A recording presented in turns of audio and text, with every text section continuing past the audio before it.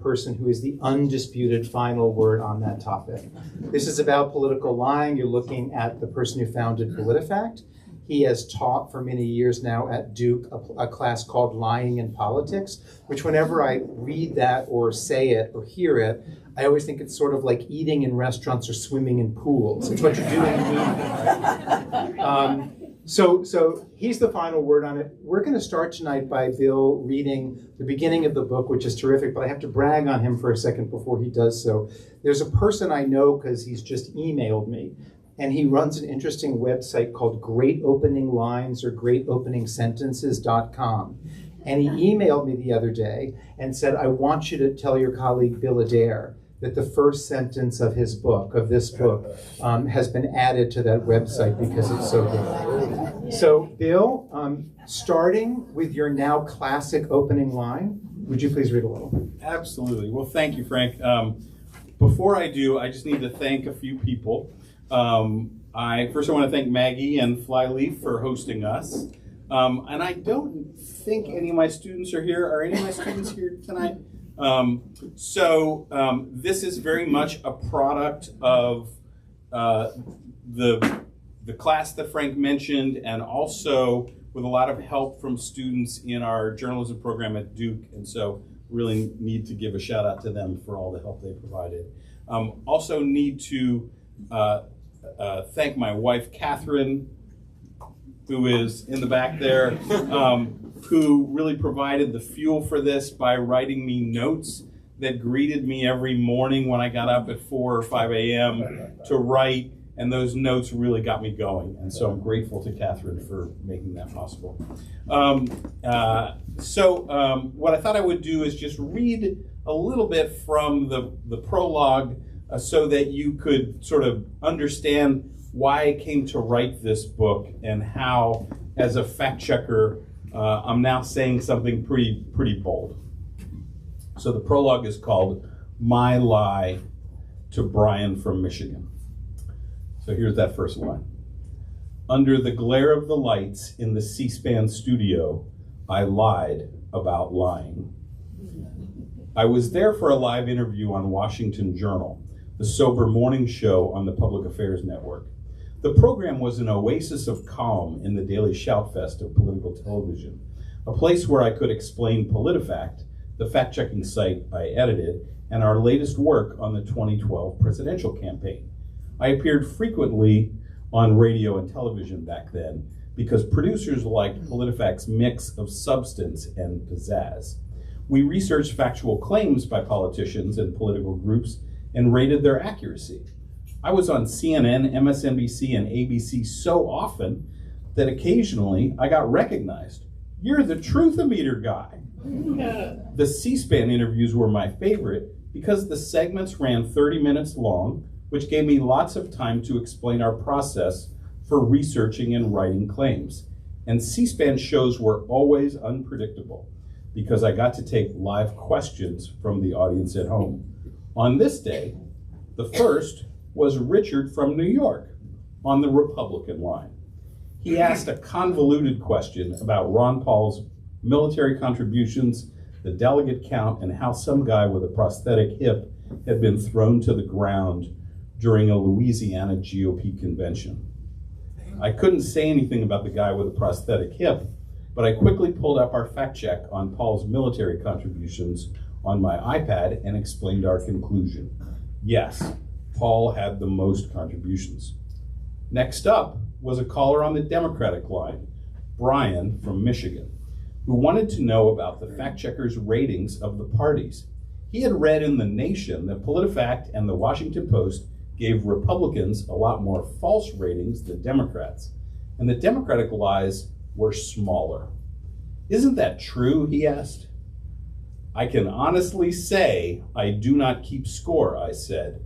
And asking me that question is almost like asking an umpire who is out at home more, the Yankees or the Red Sox. I was lying.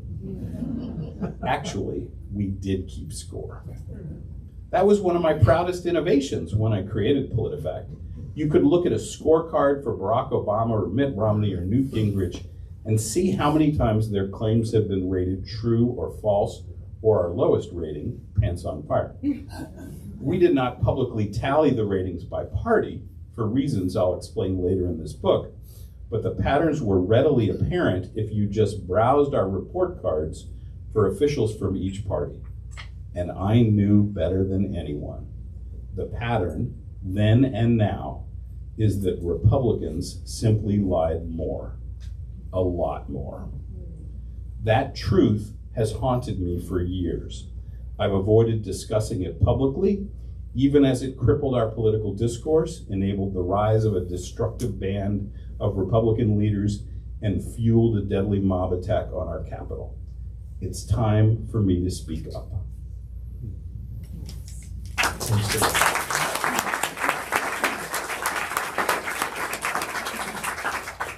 Bill, I have a couple of macro questions, but first a micro question prompted by that passage which you read, which I'd read before. But how often do you find that when somebody's about to lie, they do what you did there and say, "I can honestly say"? Is that the tell? That happens a lot more with me, definitely. You, in the book, when you talk about the phenomenon of lying in politics and the history of it, which is rich and long, you use data analysis, you talk to political insiders, but there are also a lot of stories of people who have lied and are talking to you about that, coming clean, or people who've been lied about. How did you decide whom to go to, which stories to include? So it began as sort of as with any big journalistic project. I needed to sort of find the best stories to tell that embody different things. So I wanted to show different aspects of lying. And I realized as I was working on the book, no one had written a book like this before. There had been books written about the problem of lying sort of broadly, like isn't lying bad, and books have sort of ventured into the philosophy of lying, but there hadn't been anything that looked at how and why politicians lie, and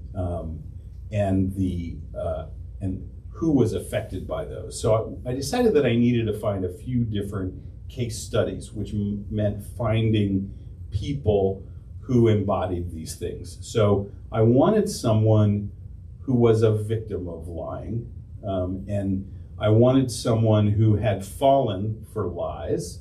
I wanted someone who showed how a campaign made a calculation to lie, and basically would defend a lie. So I knew this would be a contentious chapter.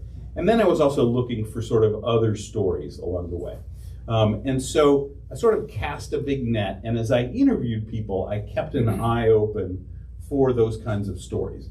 And really just reading news coverage along the way was how I stumbled across what became the best story and the backbone of the book. And this is a story about Nina Jankowicz, who was the head of the Disinformation Governance Board, an agency that really probably had the worst name ever given to a federal agency. Sounds like something from 1984. And I read about Nina in the Washington Post, and Nina was a victim of lies about this agency, and I thought, I should at least meet her. So we met for coffee, and I realized that she embodied the victim of a lie. And so I ended up following her for 2 years, following in the sense that I just kept checking in with her to see how she was doing. I would get updates on just how she was doing after this agency was eliminated. And I found that story to be really fascinating.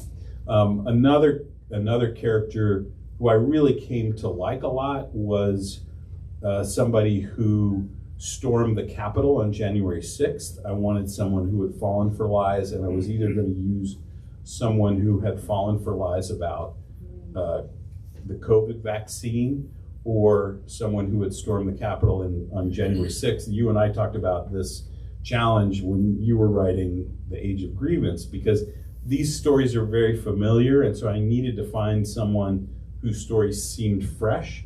So what I did was I took all of the depositions that people had given who had stormed the Capitol.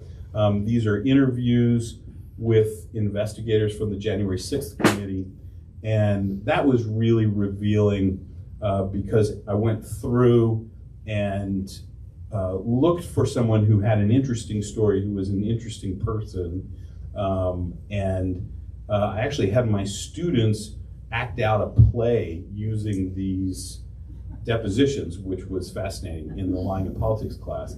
And this guy kind of rose to the top as the most interesting character. His name is Eric Barber. So anyways, it was fascinating to sort of look for the right stories, because writing this book, I think one of the keys is finding the right characters to tell the story. Was there someone, you get one of the interesting things about the book, one of the surprising and impressive things is Bill does get political actors to own up to and talk about the fact that they lied. Was there a liar, a white whale, that you wanted really badly in this book, and you were never able to harpoon it onto this? No, I don't think so. You know, there's so many lies told. I would have been happy just getting more politicians to confess. I got a few. Usually it was so couched that when someone would acknowledge a lie, it was so cautious in the way they did it, it wouldn't necessarily make a good chapter. The best story you'll find in the book along these lines was Tim Miller, who you see sometimes on MSNBC, who told a story of a technology that the Romney campaign used called Orca. And Orca was supposed to be this great get out the vote app and technology that the campaign used. And on election day, it was a total failure. And so Tim had to go forward as the person to explain it. And they basically said to him, just lie, just say it's working. And because the Obama campaign was so formidable and the Romney campaign wanted to match the Obama campaign, so the Romney people said, just go out and lie. And Tim was like, okay. So he goes out and he just keeps doing these television appearances where he's like looking at his phone, pretending that he's seeing the thing. And he's like, we're doing great. You know, Colorado's looking awesome, you know. And so he's just lying. And I was talking to him the other day, and he was like impressed that I had dug up these quotes that he had said when he lied about it. So finally he gets fed up and he says, I just can't do this anymore. And so he goes to his supervisor and he's like, I'm done, I hate this, you know, and whatever. So I really admired that. And I think that the heroes in the book are the people who stop, you know, who are just like, I can't do this anymore. Now, there's someone else in the book whose appearance may surprise people, and your relationship to whom may surprise people. Can you talk a little bit about a very white-haired man who once spent a debate with a fly colonizing his head? Yeah, and I should point out, when I knew him, he didn't have a fly in his hair. So Mike Pence was a neighbor and a friend when we lived in Arlington, Virginia, and as a neighbor, you don't talk politics, and we were friends with the Pence family, and his kids played with our kids and whatever. So that was, and we got to know them under different circumstances. But as I watched him as an elected official, I saw an evolution it was really discouraging, and I think it speaks to ambition in American politics, which is why I included it, because a few people have been like, well, you know, why would you do this to somebody you knew so well? Well, I included it because I think it speaks to what happens when you sort of taste the limelight, you taste the big time, and you sacrifice your values. And I felt it was worthwhile to tell that story. So he, as probably most of you know, left Congress to run for governor of Indiana. He became governor of Indiana. And if you track the journalism that was done about him as governor of Indiana, his record with fact checkers got worse and worse. And so he just increasingly lied about big things. And so I noticed this, didn't think a lot about it. But then when he got picked as Trump's running mate, he really became Trump's enabler. And so there were sort of brief moments where some of us thought, well, maybe he could speak up and temper Donald Trump. Once they got elected, he really was in a position, as vice president, you don't have to answer to the president. He could have really stood up and said things, and he didn't. So January 6th comes along, January 7th, he does the right thing, he certifies the election. But even then, after January 7th, he continued to pay lip service to the big lie, claiming that, there were still election shenanigans and, we need to be concerned about this and whatever. And to me, it just perpetuated Donald Trump's lies. And it just was so disappointing because I thought he was putting ambition ahead of honesty. And so I included him in the book, and I quote one of his former aides talking about that. And it was too bad because I really do think he could have stood up to Donald Trump. Bill, if I can just ask you a question a little bit to the side of the book. Not the most high-minded question I've ever asked, although there's a lot of competition for that. Did he really call Karen Pence mother? I knew you were going to say that. Well, I mean, it's what everybody wants to know, right? She's cheering that question. Yes, I heard him call her mother. This is how you become a professor at Duke, with these high-minded thoughts. These important questions. Have you heard from him or mother since the book was published? No, I have not. And I don't expect to. I tried to reach him when I was writing the book and never got a reply. You mentioned Eric, who's in the book, and why he's in the book and why you chose him. He's someone who knows he's been lied to, but is cool with that and has not changed his behavior or his allegiances based on that revelation. Why is that so, and do you think Eric is emblematic? So I really got to, I really appreciated the time I spent talking with him and getting to know him. So Eric is Eric Barber, as I mentioned earlier. Eric was a city council member from Parkersburg, West Virginia. He had had a very troubled youth, had lived in foster homes, had been in prison from when he was about 18 or 19 through age 24. When you talk to him, he talks about the time I spent in Supermax. And very proud of the yard mentality, the prison yard mentality, and growing up tough. Lived in this area, West Virginia, all his life, and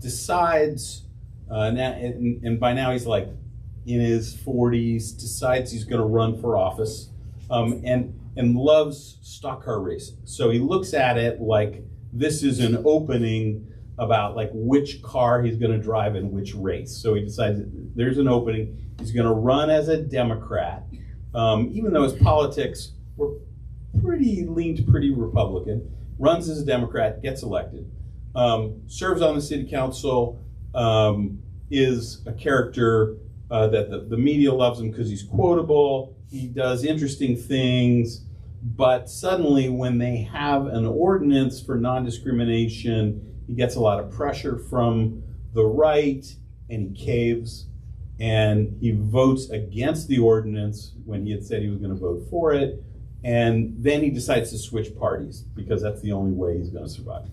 So suddenly the Democrats don't like him. They give him a hard time.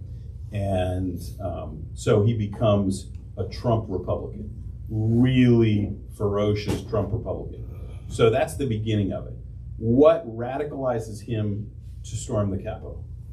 Facebook.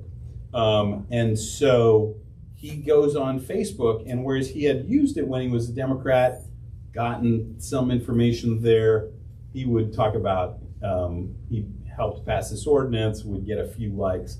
When he posts Trumpy stuff, he gets all these likes, and he begins to live for that.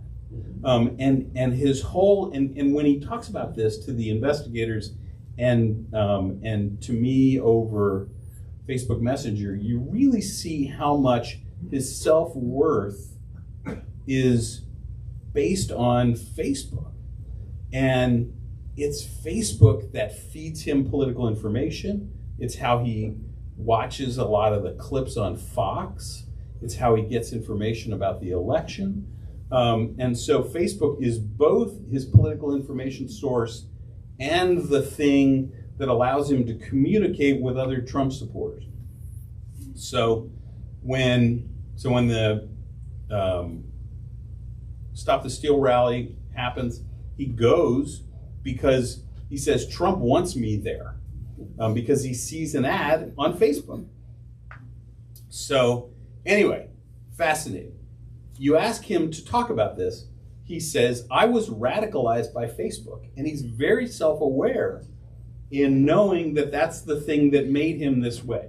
Almost like an alcoholic who can say, the booze affects me in a bad way. Hey, can I have another drink? And I say that because he still believes that Trump won the 2020 election. So even as he's saying that Facebook radicalized him, he still believes the lie. So I was fascinated by Eric, and I really enjoyed getting to know him. He's not going to like this book.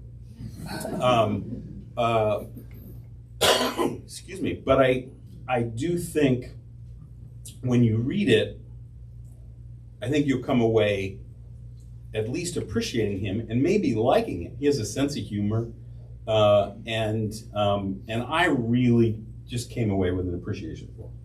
You say he's not going to like this book. It's been out a week and a half. What is he, a slacker or a procrastinator? What's going on? I don't think the Barnes & Noble in Parkersburg has it yet. You mentioned Facebook, and to the question of why is lying in politics a special problem or especially pronounced now? Obviously, a big part of that answer is social media. What part of the answer is not social media? Ooh, that's a great question. The partisan media piece, I think we can't overestimate the impact of partisan cable. We can't overestimate, and sometimes we do, we forget about talk radio and the important role that talk radio plays for a large chunk of America. Now, we had in my journalism, it's a course called News as a Moral Battleground. In News as a Moral Battleground, we had, which is also a course that Frank teaches, I had the head of the nation's largest conservative talk radio network speak to my students the other day. And I asked him, so, you know, your stations are all conservative, your talk show hosts are all conservative, what's the liberal equivalent? And of course he said NPR. And you know, I don't agree with that, but to him, he is the remedy for NPR. It's interesting, another kind of pairing that people often do is Fox News, MSNBC. And there's an extent to which I think that's logical, and then there's an extent to which I think that's unfair. Can you talk a little bit about what's fair in your mind, to your observation, what's fair and what's not about talking about those two networks in the same breath? Great question. So I have my students, like you do this exercise where they can watch 2 hours of Fox and Friends and compare it to something else, either that day's New York Times or that day's Washington Post, or some of them compare Fox and Friends and Morning Joe, or they can compare Morning Joe to those things. And I think what it reflects is MSNBC is more of a news-based, fact-based place for liberal commentary. I think Fox is a network of conservative propaganda. And I just don't think that you can look at Fox any other way. And in the book, I have a chapter that's called The Lying Hall of Fame. And this was an attempt to write a chapter about the history of political lying so that it didn't look like a chapter on the history of political lying. Because if you're like me, like you don't, like you see like, and now, just as you're getting interested in the book, I'm going to stop and tell you a little history lesson. And so instead of that, I decided that I would build the Lying Hall of Fame. And so who would I put in the Lying Hall of Fame? And I talked to political scientists and I talked to journalists. And I said, who deserves to be in there? And I got some great ideas. I couldn't include them all. Big Tobacco's in there, ExxonMobil's in there, Lyndon Johnson is in there, of course Donald Trump is in there. But this would be at the entrance to the Lying Hall of Fame, the couch on Fox and Friends. Because it is such a launching pad for lies. You know, it's just every day they sit there with smiles, the sun shining, and they just lie about things in a very sly way. And I just find it some of the sneakiest propaganda we see, you know. And now I was on Morning Joe last week. I've been on that show many times. I know their rhythm. It's just not the same thing. Yes, it does lean left, but it is by no means comparable to Fox and Friends. The Fox and Friends couch, that's not the one that J.D. Vance got busy with, is it? I left myself open to that. I want to actually color outside the lines of the book a little bit. What about lying in media? What about the span of time? And I bring it up because I think it is a dynamic and may have some effects on the selection. What about the span of time during which reporters, by their subsequent admission, were not writing or were writing in a slightly deceptive way about what they had observed in terms of President Biden's deterioration? And that was something that I think journalists were not being truthful with their readers or the public about. How do we feel about that? What sense do we make of it? And why do you think that happened? Yeah, you and I talked about that at the time. I think that is troubling. I think it bears some real examination. Were they, in the back of their minds, so concerned about a Trump presidency that they're like, I don't see anything here, I don't know, we can't know that. But they definitely cut him some slack, and there were clues. Now, Joe Kahn can produce a fair number of stories and say, hey, we did cover this. It just may not be in the volume that it deserved. And it may, like Peter Baker did a very detailed examination a week ago on Donald Trump. I don't recall seeing that for Biden. Do we have to distinguish between evasions and lies? Oh, yes. I think an evasion is ducking, and lying is an explicit act. So when Trump came along, it's impossible not to talk a little bit more about Trump in terms of lying in politics. You, with PolitiFact, had built this snowmobile that was equipped to go up, say, Kilimanjaro. When he came along, were you like, holy shit, Everest, we can't even do that? Yeah, well, and you have to realize, Trump first showed up on the scene that I recall in 2010, pushing the lie that Obama was born in Kenya. And in the book I recount, one of our early fact checks on Trump was that lie, one of the lies about Obama. And so I was going on Chuck Todd's show to talk about this, and basically say, Donald Trump got out pants on fire, and there's no truth to this, and so as I'm walking on the set, Chuck's on the phone, and he's like, "Yeah, Donald, yeah, Donald, yeah. Okay, wait, I gotta go. Thanks." He hangs up the phone, and he's like, "Donald Trump hates you." And I'm like, how can he know? He doesn't even know me. And Donald Trump, knowing that I was going to be on the show, because of course he's watching television all the time, saw the promo that said, "Next up, Bill Adair to fact check Donald Trump," called Chuck on his cell phone to say, to try to trash me and undermine my credibility. So he was, even then, 2010, a completely different animal. And so imagine that. That's 5 years before he even comes down the escalator. And, you have the beginnings of, and I remember when the Obama campaign in 2008 was trying to, they had an ad and they were trying to link Romney with Trump, and they had Romney when his plane was in the shadow of the Trump plane, and you're like, oh, that was bad then, Well, so then Trump enters the scene and gradually becomes a bigger voice, and I think we realized it took a while, and I think the challenge here is American journalism is based on an expectation of evenness. We had always assumed the parties were going to behave roughly evenly. They're going to be pretty evenly civil. They were going to both respond to us in the media.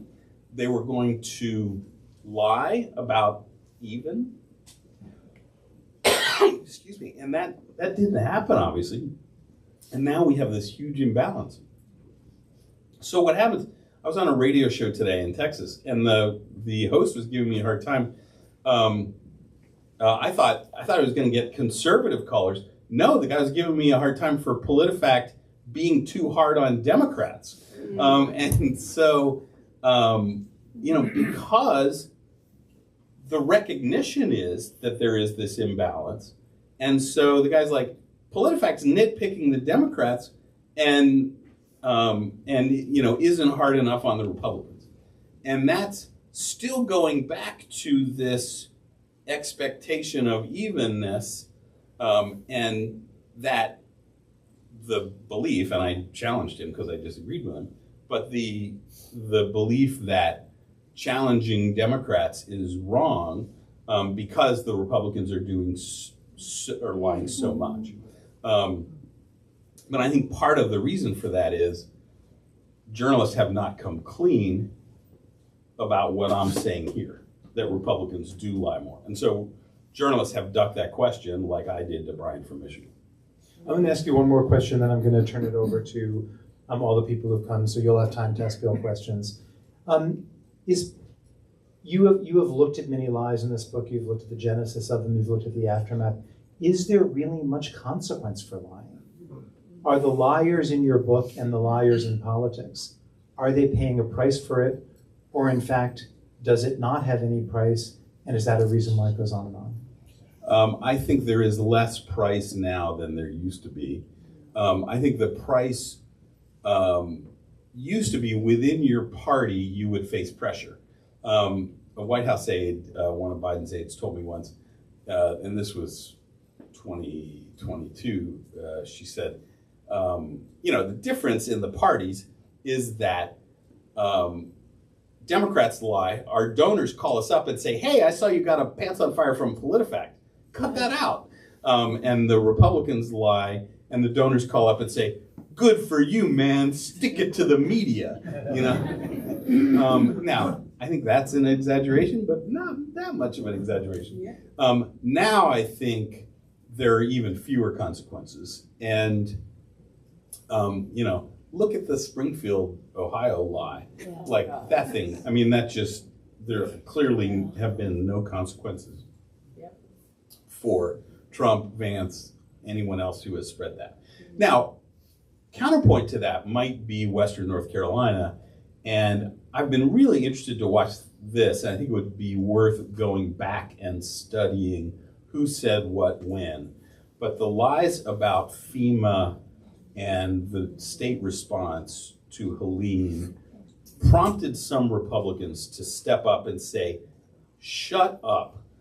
Stop lying, fellow Republicans. And that was really heartening because they said, stop playing politics with this thing. We got people in jeopardy here. We need to stop playing, we need to tell the truth.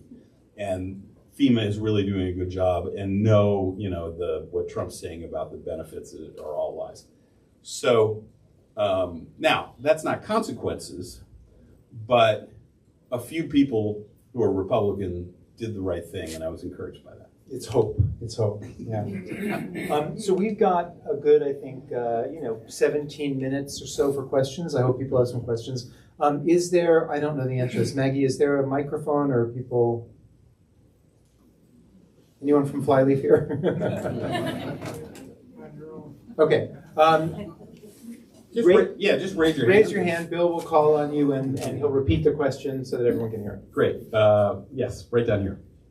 Do you think Trump will ever end up in jail? The question is, do I think Trump will ever end up in jail?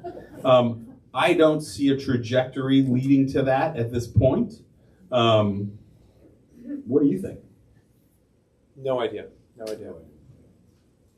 All right, somebody in the back? Yes. Right here. Me? Yes, you. Okay. So I just wondered, so how many people work for PolitiFact, and what is your involvement at this time in PolitiFact, your daily involvement? Great, I'm glad you asked. So I have no involvement with PolitiFact now. So I left PolitiFact in 2020 so I could write this book and be free to say these things and not have it linked to PolitiFact, even though the president of the Poynter Institute, which owns PolitiFact, said, no matter what you say, people will always link it to PolitiFact. But I had worked as an editor for PolitiFact North Carolina up until 2020. And what was the other part of the question? Just how many people are... Oh, and how many people? So PolitiFact, there's about 20 reporters and editors who work for PolitiFact. Most work for the main PolitiFact National, we call it, but a few also work for other PolitiFact entities around the country. PolitiFact North Carolina, which is part of WRAL, has Andy Spay, you may have seen on TV on WRAL, who does tremendous work. There's also PolitiFact in Wisconsin, the Milwaukee Journal-Sentinel. There's a Florida reporter who works for the Tampa Bay Times and the Miami Herald. So, and then there's some other sort of shared reporters, I think in Texas. That may be the only other state, but primarily it's the national staff. So about 20 people. Yes. To Frank's point about the snowmobile up areas, I have a bit of a background in AI. How do you see AI? And so my point being, I don't think I'm being an alarmist here. The ability to generate lies is so much more rapid and powerful than spelling. How do we navigate that in the future, particularly with the prevalence of social media and how it feeds into that, just exacerbating ownership? How do you see us getting there? Did everyone in the back hear that question? Okay. So I agree with you. So AI, if you look at any new technology, like the bad guys often get it and use it first, often in a cheap way. And so what we saw even with, this is kind of before AI, but just everyone was afraid of deep fakes. And it was really the cheap fakes, just sort of cheap editing of videos that were the first thing to be used in disinformation. I agree, and I am worried too about how AI can be used, because AI can be used to spread disinformation to larger audiences in sneakier ways, to target people, to appear to be things that, to make it appear that it's coming from different people. So it's very worrisome.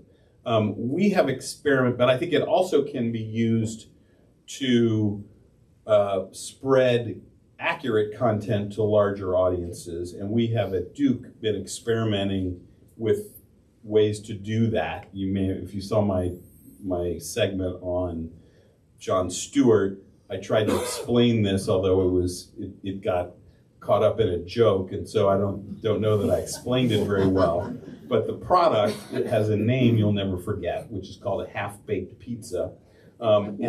And the idea is that we would take previously published content and using AI and generative AI, we would clone that content so that it could be spread to more places, targeted to those places. The concept of half-baked pizza is that it would be reviewed by a chef before it goes out into the oven, so to speak. So that's a way to use AI to multiply how one human written fact check got out to larger audiences. Here's the problem though. Like, I've talked to a bunch of people about that to try to get funding. Nobody has been interested in funding that. So the bad guys are getting going and the good guys can't get money to do what we need to do. So I think that inhibits things. And this is sort of a simple concept that I know we can do. So that's been discouraging for me. There's just so much dough getting thrown against the walls. That's the way I feel. Yeah. In the back, yes. So, within the last couple months, independent, both I guess liberal and conservative news and media organizations have kind of been giving a very different forecast for the election. Some saying that Trump's going to win with 300 electoral votes, or that Kamala is going to win just as many, and so on and so forth. Do you think that there is any cause and effect between this ability to make these assumptions very publicly without much backing it, and the normalization of political violence within the last couple of years?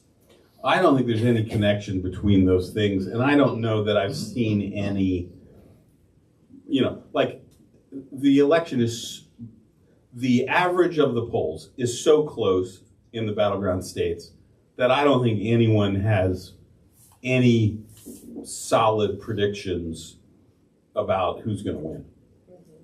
What do you think? Solid predictions? No. Yeah. No. This is a night when I don't get to think at all. It's good. Frank's just waiting so we can go have a glass of wine. Yes.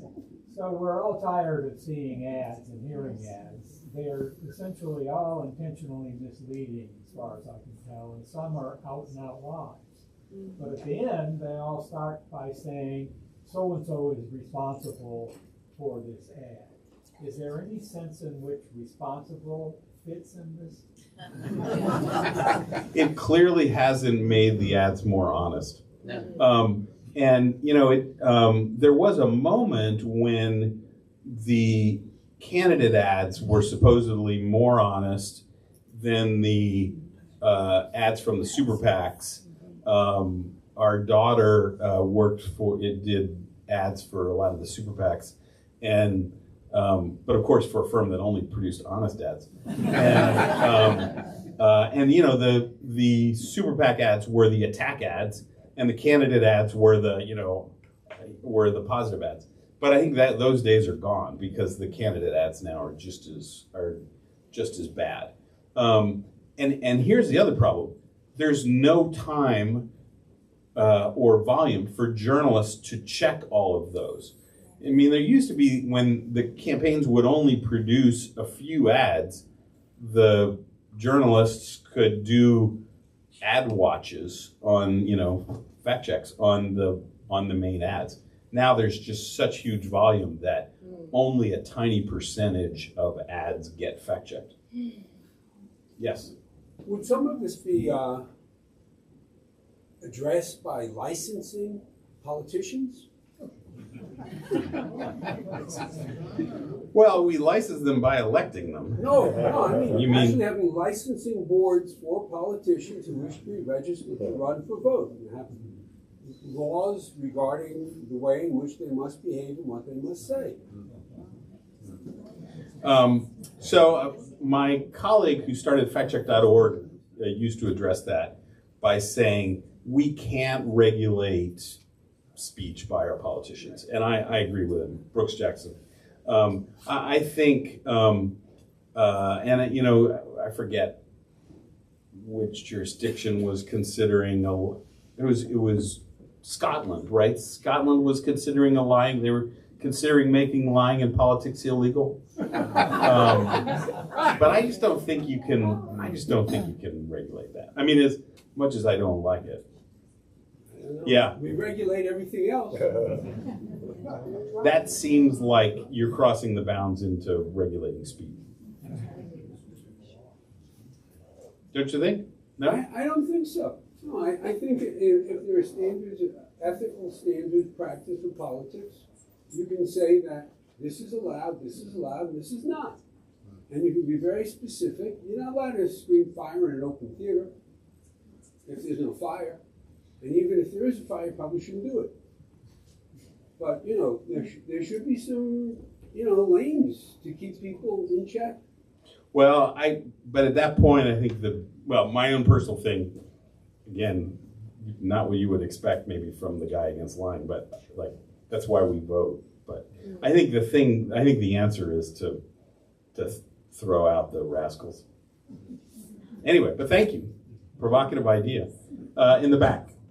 So, how do you see the future of political fact-checking 2.0? I mean, Trump lied a lot, and there's a 50% chance that he's going to become a president, and we fact-check the heck out of it. How do you see fact-checking 2.0 with everything going on? Yeah, I was quoted in the New York Times yesterday saying fact-checking had failed. Maybe not quite the quote that my friends at PolitiFact wanted to see. Unfortunately, the reporter failed to include the many other things that I said to him. The media. I tell you, the people in the media. So how do I see fact-checking 2.0? Well, here's what I think they should do. I think right now it's not working. I think we can all agree that. There's more lies than ever. That was my paraphrased quote. Or I think, in fact, my quote was the headline. It's worse than ever. So why is that? Because fact checkers are publishing on websites, and then is Red America coming to PolitiFact and being like, "Oh my God, Donald Trump lied today"? Are they subscribing to the PolitiFact emails? Are they subscribing to factcheck.org? No. So obviously fact checking is not reaching the people that need it. So what's the solution? So here I'm going to be bold and say we need to do a better job of responding to mis and disinformation.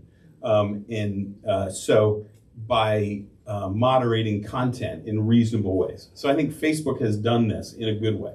So what does Facebook do?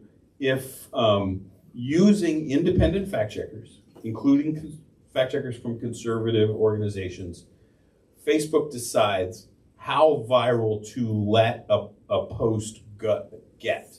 So that to me seems like a very reasonable thing. And so I would love to see Google use similar clues to suppress misinformation in search results. I actually don't know what Google does because Google, even though I've worked closely with the company, is very secretive about search. But Google could take clues from this coding system that we developed at Duke called Claim Review and they could use that as signals about what's accurate and what's not, and suppress the bad information. In a way, they kind of do that because if you look up medical information, they elevate trusted sources like the Mayo Clinic or CDC or whatever, and they suppress the crazy stuff. So I would love to see for Fact Checking 2.0 more thinking like that. Like let's suppress things that are not accurate. Now, some people would hear that. If Jim Jordan were here, he'd be like, there you go again, censor, But I don't think that's censoring. I think companies have a right to moderate their content. So that would be one thing. I also think fact checkers got to think differently. Like we fact checkers can't just wait for people to come to them with stuff. I think they got to get more creative in getting content out. Here's one last idea. How are we doing on time? Here's one last idea. So we were at a bar. I know this is shocking that I would be at a bar. We were at a bar in New York Tuesday night, and so we're looking up, and there's Pardon the Interruption. How many of you have watched Pardon the Interruption on ESPN? Okay, so this is a sports show with Tony Kornheiser and Michael Wilbon, where they have this rapid fire thing where they go through different stories and little controversies in sports, and they kind of yuck it up and have quick comments on those things. And it's rapid fire and it's fun, full of energy. Let's do that for fact checking.